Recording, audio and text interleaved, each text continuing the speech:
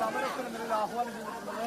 അതിന്റെ ഭാഗമായിട്ടാണ് ആദ്യപടി നിലവിൽ ക്രൈംബ്രാഞ്ചിന്റെ ഇവിടെ ഈഞ്ചക്കൽ ഓഫീസിലേക്കാണ് യൂത്ത് കോൺഗ്രസിന്റെ മാർച്ച് ഇപ്പോൾ നടക്കുന്നത്. പോലീസ് 3 തവണ ജലപീരങ്കി പ്രയോഗിച്ച് പ്രവർത്തകർ ബാരിക്കേഡ് ഇതിനുള്ളിലേക്ക് പ്രവേശിക്കാനുള്ള പക്ഷേ തിരിഞ്ഞു പോകാൻ പ്രവർത്തകർ തയ്യാറല്ല. പ്രധാനപ്പെട്ട ആവശ്യം ഇവിടെ SIT സംഘത്തിൽ ആദ്യ വിശ്വാസം ഉണ്ടായിരുന്നെങ്കിൽ പിന്നീട് SITയിലെ അന്വേഷണത്തിലടക്കം വലിയ സംശയം ഹൈക്കോടതി അടക്കം പ്രകടിപ്പിച്ചു. വലിയൊരു മെല്ലെപ്പോക്ക് ഈ അന്വേഷണത്തിൽ ഉണ്ടാകുന്നു. ഒപ്പം തന്നെ ഉന്നതരിലേക്കടക്കം രാഷ്ട്രീയ ഉന്നതരിലേക്കടക്കം അന്വേഷണം എത്തുന്നില്ല എന്ന വലിയ വിമർശനം എത്തുന്നു. ഒപ്പം തന്നെ SIT പോരാ CBI അന്വേഷണം വേണം, ഇതിൽ രാഷ്ട്രീയപരമായി ഇടപെടൽ ഉണ്ടാകുന്നു അടക്കമുള്ള കാര്യങ്ങൾ വലിയ വിമർശനങ്ങൾ ആരോപണങ്ങളൊക്കെ തന്നെ പ്രതിപക്ഷത്തിന്റെ ഭാഗമായിട്ടുന്നു.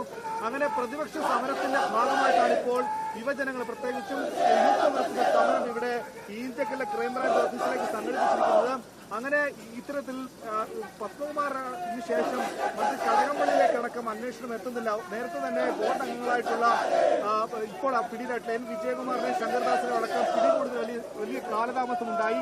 ഇപ്പോൾ ശങ്കർദാസ് ഇന്നലെ കീഴടങ്ങുക മാത്രമാണ്. അങ്ങനെ ഇന്നലെയാണ് യൂത്ത് കോൺഗ്രസ് മെല്ലെപ്പോക്ക് SIT സംഘത്തിൽ വലിയ മെല്ലെപ്പോക്കുണ്ട് എന്ന ആരോപണം ഉന്നയിച്ചുകൊണ്ട് ഒരു സമരം തുടങ്ങാൻ തീരുമാനിക്കുന്നതും ഇതിന്റെ ഭാഗമായി ഇപ്പോൾ ഈഞ്ചക്കലിലെ ക്രൈംബ്രാഞ്ച് ഓഫീസിലേക്ക് മാർച്ച് സംഘടിപ്പിക്കുന്നു. നിലവിൽ ബാരിക്കേഡ് വെച്ച് പോലീസ് ഈ വഴിയിലേക്കുള്ള പ്രവേശനം തടഞ്ഞു. പക്ഷേ 3 തവണ പോലീസ് ഇപ്പോൾ ജലപീരങ്കി പ്രയോഗിച്ച് പ്രവർത്തകർ മടങ്ങിപ്പോകാൻ തയ്യാറായി.